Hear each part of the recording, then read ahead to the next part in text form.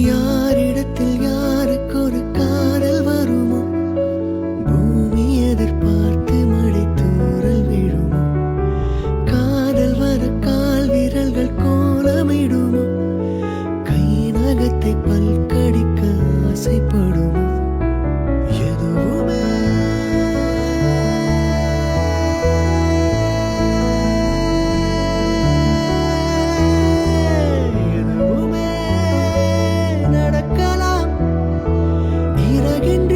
இளமனம் மறக்கலாம். இதுவரை விடுகதை, இனி வரும் கதையொரு தொடர்கதை. வேண்டும் வசந்தம்